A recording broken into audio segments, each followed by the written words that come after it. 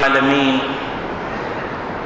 والصلاة والسلام على أشرف الأنبياء والمرسلين وخاتم النبيين وقائد الغر المحجلين الوفد المتقبلين محمد وعلى آله وصحبه ومن تبعهم بإحسان ودعا بدعوتهم إلى يوم الدين.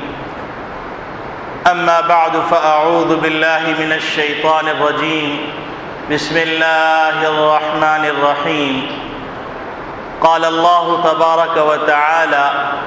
وما من دابة في الأرض إلا على الله رزقها ويعلم مستقرها ومستودعها. وقال تعالى: أفرأيتم ما تحرثون أأنتم تزرعونه أم نحن الزارعون.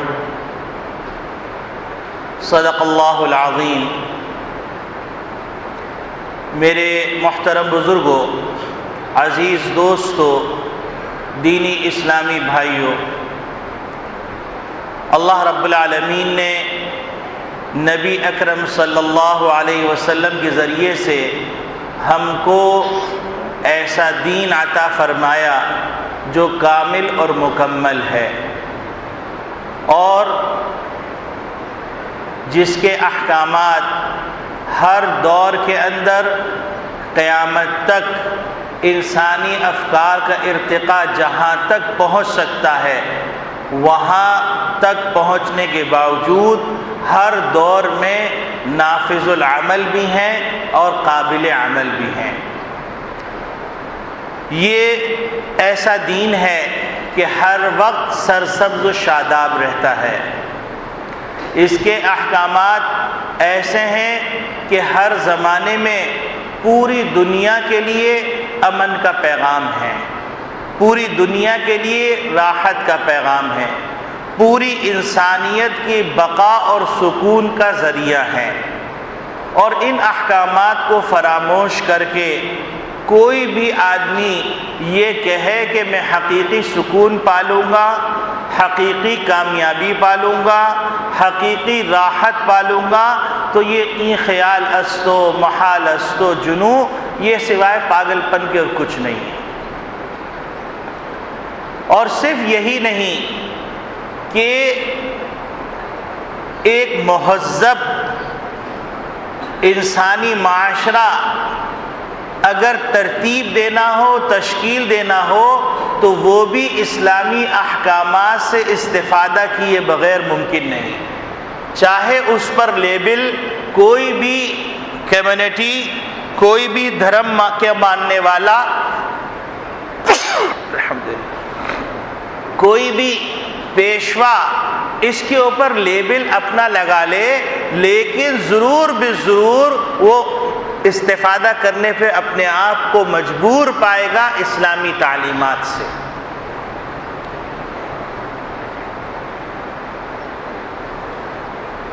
یہی وجہ ہے کہ ایک موقع پر ایک یہودی نے حضرت سلمان فارسی رضی اللہ تعالیٰ عنہ کا مذاق اڑاتے ہوئے اور اسلام کا مذاق اڑاتے ہوئے کہا: ارا صاحبکم یعلمکم کل شیء حتی الخراء، کہ میں دیکھتا ہوں کہ تمہارے پیغمبر تم کو ہر کچھ سکھلا رہے ہیں، حتیٰ کہ قضاء حاجت کا طریقہ بھی سکھلا رہے ہیں. گویا کہ اس نے یہ طنز کیا کہ یہ بھی کوئی سکھلانے کی بات ہوتی. تو اگر ہمارے زمانے کے جیسے لوگ ہوتے تو وہ ضرور کہتے کہ نہیں، اصل میں اس کا مطلب یہ تھا، وہ شخصی کسی کو سمجھا رہے تھے. حضرت سلمان فارسی رضی اللہ تعالیٰ عنہ جو کہ ایک مذہبی اسکالر تھے، اور انہیں یہودیت کو بھی قریب سے دیکھا تھا اور نصرانیت کو بھی قریب سے دیکھا تھا، اور حق کی تلاش کے اندر وہ فارس سے چلتے چلتے مدینہ طیبہ اور مکہ مکرمہ کا سفر طے کرتے ہوئے محمد عربی صلی اللہ علیہ وسلم کے قدموں میں آ کے بیٹھ گئے تھے. تو وہ اس حقیقت کو سمجھتے تھے، تو انہوں نے پورے اعتماد سے کہا: اجل تم یہ طنز کر رہے ہو، یہ طنز کی بات نہیں ہے، بلکہ ہمارے نبی کے انتہائی شفیق ہونے کی علامت ہے، اور ہمارے نبی کا لایا ہوا دین اتنا کامل اور مکمل ہے کہ اگر ماں اپنے بچے کو پیشاب پخانے کا طریقہ نہیں سکھلائے تو لوگ کہیں گے کسی جانور کا بچہ ہے، تو ہمارے نبی تو ماں سے زیادہ شفیق ہیں کہ انہیں ہم کو یہ تمام باتیں سکھلائیں۔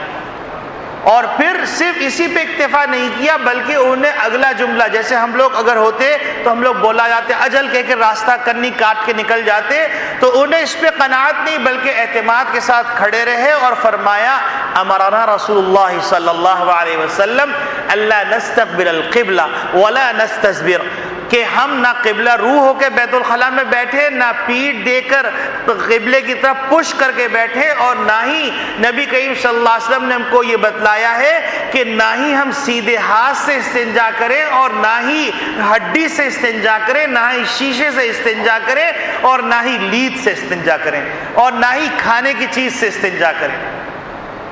تو ہمارا دین اتنا مہذب، اتنا شائستہ ہے۔ اب اگر کہیں پر غیر شائستگی نظر آتی ہے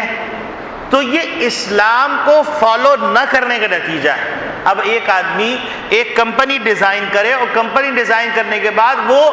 اس کمپنی کے لیے جو قوانین ہیں ان قوانین کو فالو نہ کرے، تو قوانین بنانے والے کا قصور نہیں ہوگا بلکہ وہ کمپنی کے اندر جو کرتا دھرتا لوگ ہیں وہ اس کو فالو نہیں کرے تو ان کا قصور ہے۔ تو آج مسلمان اگر کہیں پر غیر مہذب نظر آ رہا ہے، مسلمان کہیں بے تکی حرکت کرتا نظر آ رہا ہے، تو وہ فالوورز کا قصور ہے، اسلام کا قصور نہیں۔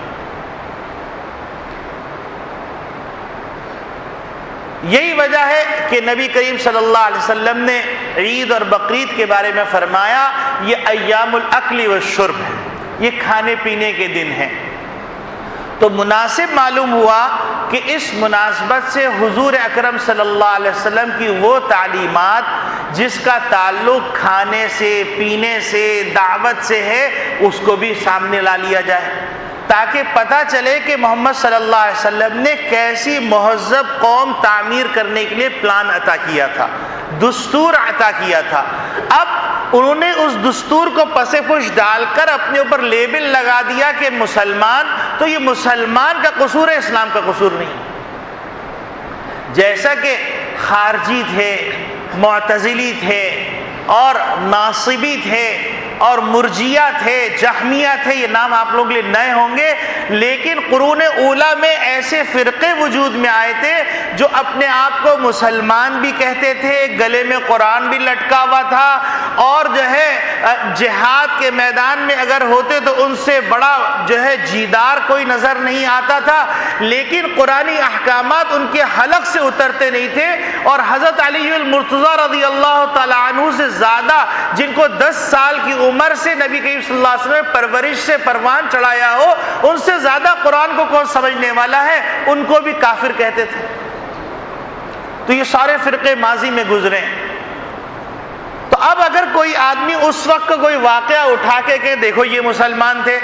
تو بے شک نام کے مسلمان تھے، باقی ان کا معاملہ تو اللہ کے حوالے ہے، لیکن اسلامی تعلیمات، اسلامی معاشرت، اسلامی معاملات، اسلامی اخلاق سے بہت دور تھے۔ تو اسی طریقے سے موجودہ زمانے کا مسلمان تو ہے، نام عبداللہ بھی ہے، عبد القدوس بھی ہے، عبد الکریم بھی ہے، محمد بھی ہے، احمد بھی ہے، سب ہے،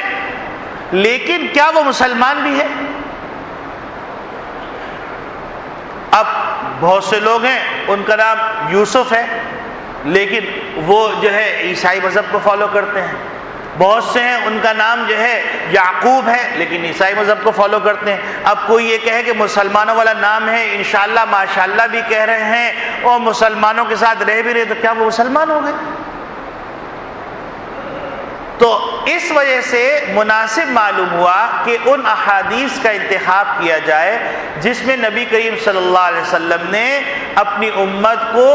کھانے پینے کے آداب تک سکھلائے ہیں، جس سے اندازہ ہوگا کہ محمد ربی صلی اللہ علیہ وسلم کتنا کامل اور مکمل دین لے کے آئے۔ اب حضرت عمر بن ابی سلمہ رضی اللہ تعالی عنہ ایک صحابی ہیں، اور حضرت ام سلمہ رضی اللہ تعالی عنہا کے صاحبزادے ہیں، اور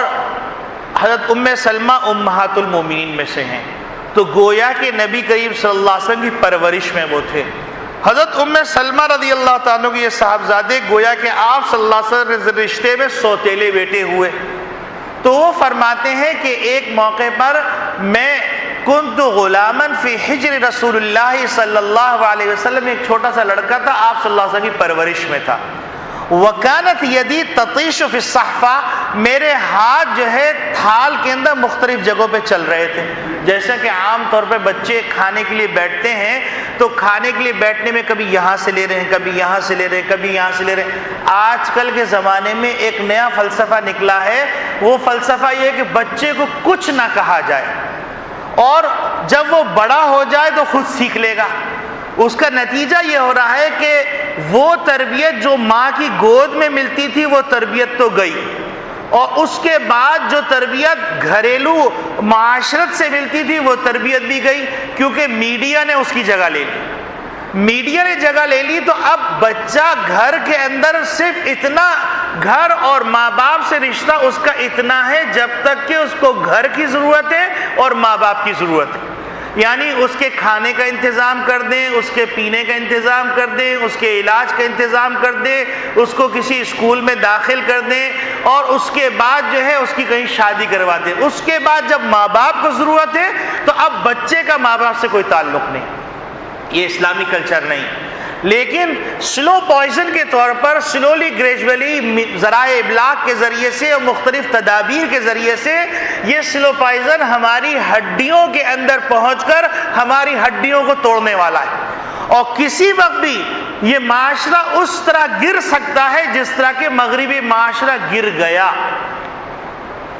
اور اگر اس طرح توجہ نہیں دی گئی اور اس کو صرف تفریح سمجھتے رہے، اس کو صرف کھیل کود سمجھتے رہے، تو وہ وقت دور نہیں کہ ایک گھر کے اندر رہنے والے ہوٹل کی طرح رہ رہے ہوں گے، کہ بھائی اپنی زندگی میں مگن، بہن اپنی زندگی میں مگن، بیٹا اپنی زندگی میں مگن، بیوی اپنی زندگی میں مگن، شوہر اپنی زندگی میں مگن، اور ہر فرد اپنی زندگی میں مگن ہے۔ یہ اسلامی کلچر نہیں۔ لیکن بہت تیزی سے اللہ والوں کی نگاہیں دیکھ رہی ہیں کہ وہ کینسر ہمارے معاشرے کے بڑے طبقے کو متاثر کر چکا ہے، اور ابھی بھی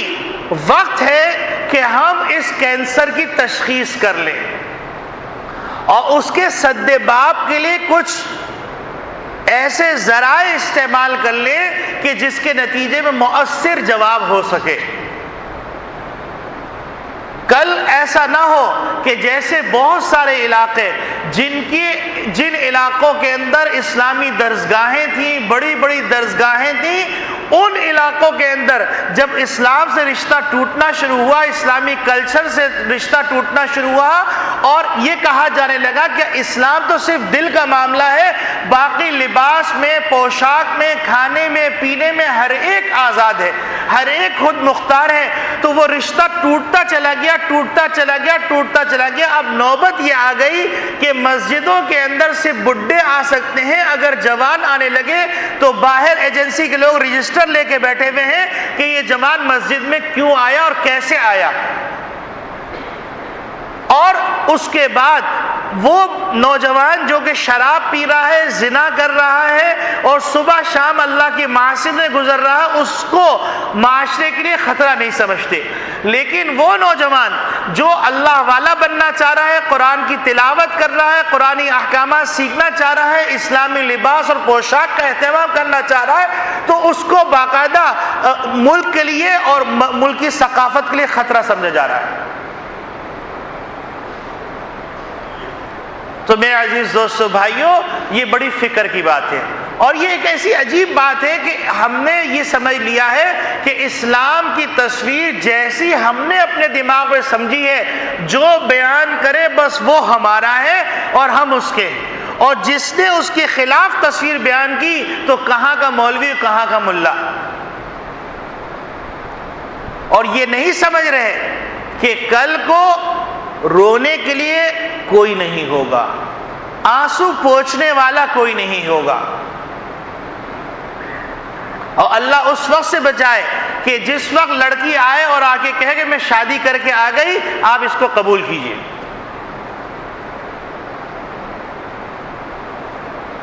تو میرے عزیز دوستو بھائیو، نبی کریم صلی اللہ علیہ وسلم نے چھوٹی چھوٹی باتیں بھی سکھلائیں، چونکہ چھوٹی چھوٹی نیکیاں کرتے ہوئے بڑی نیکی کی طرف جاتے ہیں، چھوٹے چھوٹے گناہ کرتے ہوئے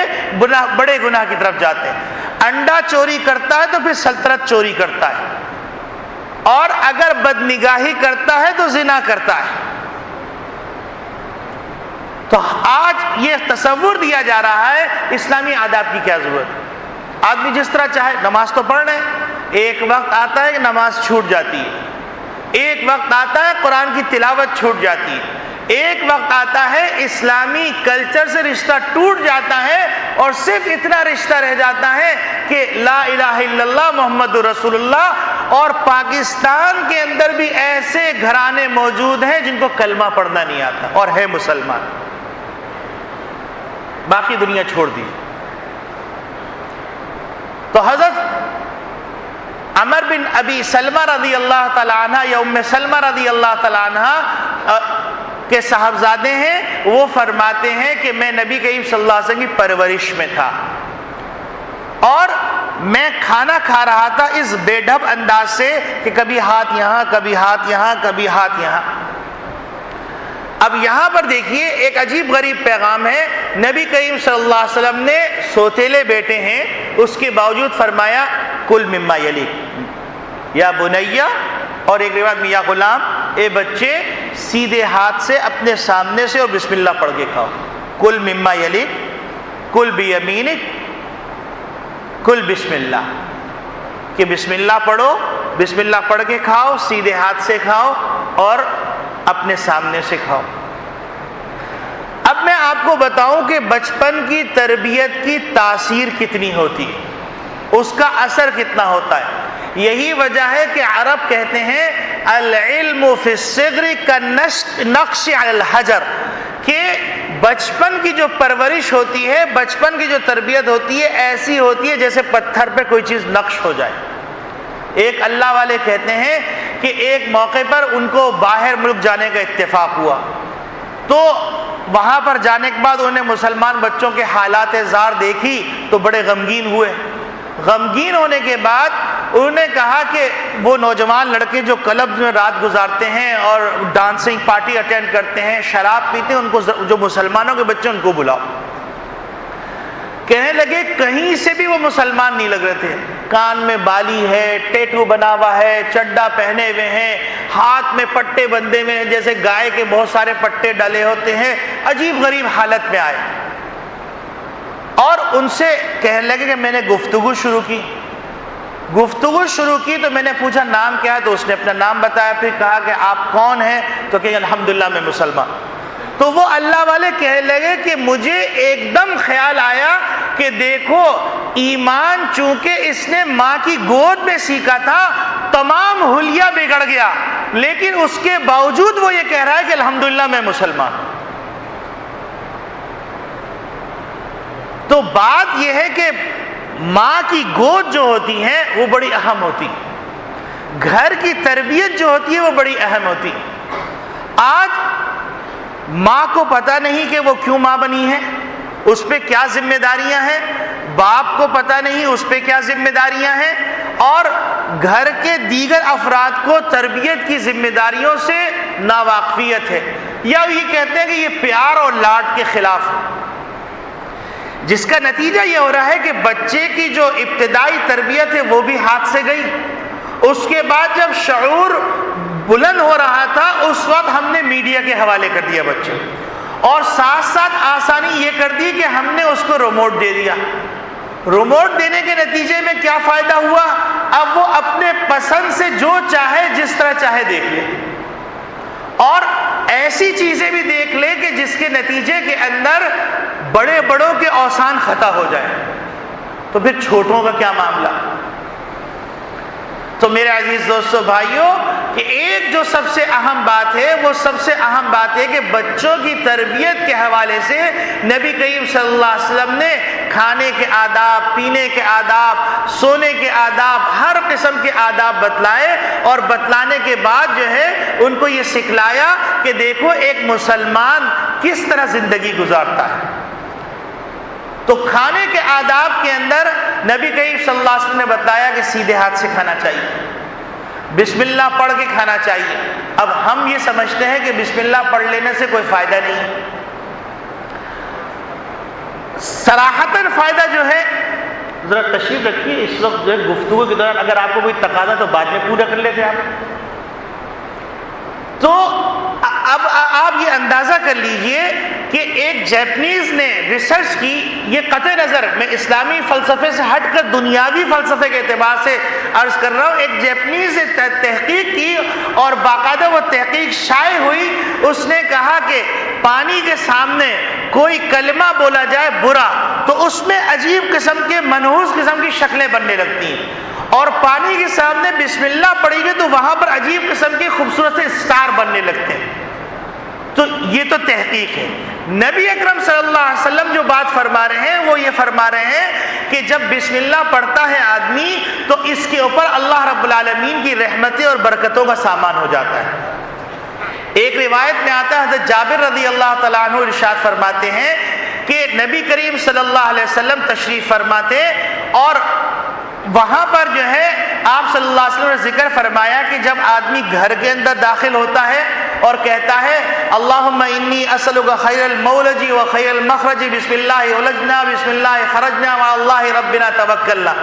بسم اللہ پڑھ کے داخل ہوتا ہے تو شیاطین کی جماعت کہتی ہے کہ اب اس گھر میں تمہارے لیے رات گزارنے کا سامان نہیں ہے۔ اور پھر اس کے بعد جب بسم اللہ پڑھ کے کھاتا ہے تو شیطان یہ کہتا ہے اب یہاں پر کھانے کا بھی انتظام نہیں۔ اب ہم یہ کہتے ہیں مولوی صاحب تعویذ دے دیجیے، گھر میں بڑے فساد ہو رہے ہیں، مولوی صاحب تعویذ دے دیجیے، کھانے میں برکت نہیں ہے۔ مسئلہ یہ کہ حضور اکرم صلی اللہ علیہ وسلم نے جو برکت کی چیزیں بتائی وہ ہم نے باقی رکھی ہیں۔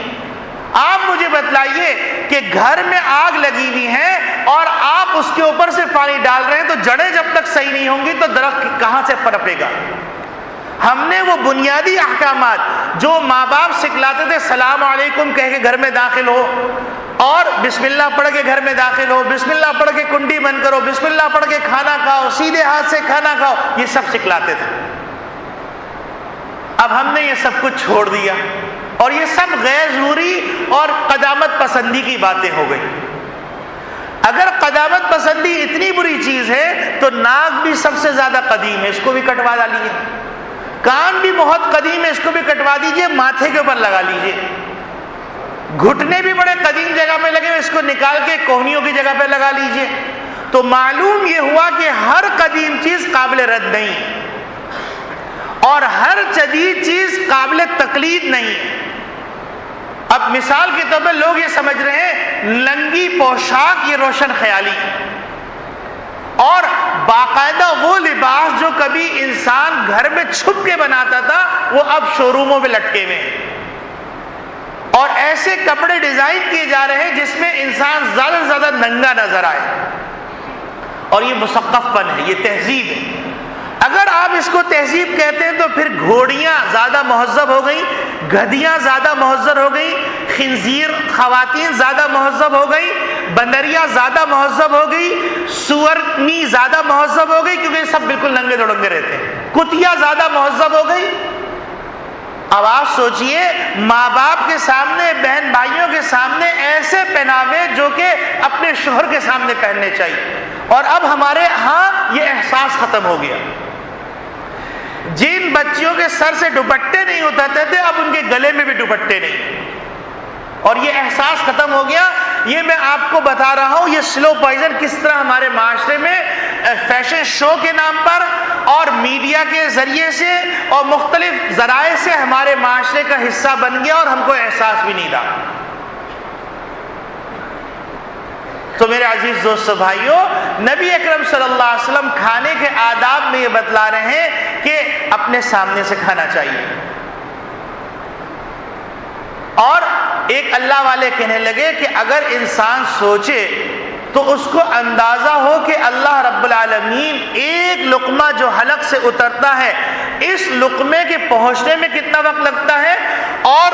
اس لقمے کے اندر اللہ کے کارخانے قدرت کی کتنی طاقتیں اس میں کام کرتی ہیں، تب جا کے یہ لقمہ آپ کے منہ میں پہنچتا ہے۔ آپ اندازہ کیجئے کہ کہاں پر کس کاشتکار نے زمین کا انتخاب کیا، زمین کا انتخاب کرنے کے بعد اس نے اس زمین کو ہل چلا کر نرم کیا، پھر کہاں کا بیج اس زمین میں آ کے گرا، پھر کہاں سے اللہ رب العالمین نے برسات کا انتظام کیا، پانی کا انتظام کیا، پانی وہاں پہنچا، پھر کس طرح وہ دانہ پھٹا اور پھٹنے کے بعد زمین کے سینے کو چیرتا ہوا باہر نکلا، اتنی باریک کوپل کے بچہ اور چوٹی بھی اس کو ختم کر دے۔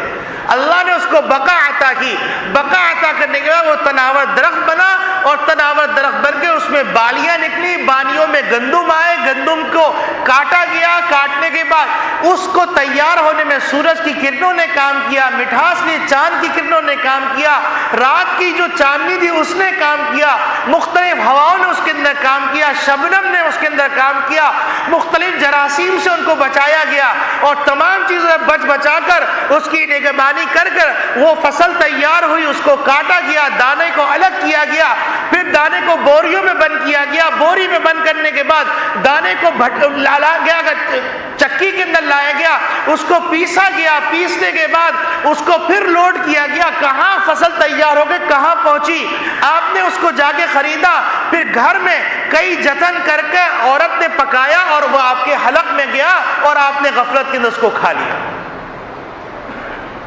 یہی وجہ ہے کہ اللہ رب العالمین نے فرمایا افرائیتم ما تحرثون، ارے ذرا یہ تو بتلاؤ جو تم زمین میں دانے ڈالتے ہو، انتم تزرعونہ ام نحن الزارعون، تم اگاتے ہو یہ ہم اگانے والے ہیں۔ اور جو لوگ کاشتکاری کے پیشے سے وابستہ ہیں وہ جانتے ہیں ایک ہی دانہ ساری زمین میں ڈالا جاتا ہے، لیکن ایک زمین زیادہ پھل دیتی ہے، دوسری زمین کم پھل دیتی ہے۔ یہ کون ہے؟ پھر اللہ رب العالمین کو دیکھیے کہ اللہ رب العالمین نے کتنا عظیم احسان فرمایا۔ وہ احسان یہ فرمایا کہ آپ کو بھوک لگی، آپ کو عزت کے ساتھ کھانا ملا، آپ کو عافیت کے ساتھ کھانا ملا، آپ کو اپنے گھر والوں کے ساتھ کھانا ملا، آپ کو وہ کھانا لذیذ لگا، آپ کو وہ کھانا حلق سے اترنے کے بعد ہضم ہو گیا۔ یہ اتنی ساری نعمتیں اللہ رب العالمین نے ایک لقمے میں عطا کی، تو اس لقمے کو غفلت میں کیسے کھایا جا سکتا ہے؟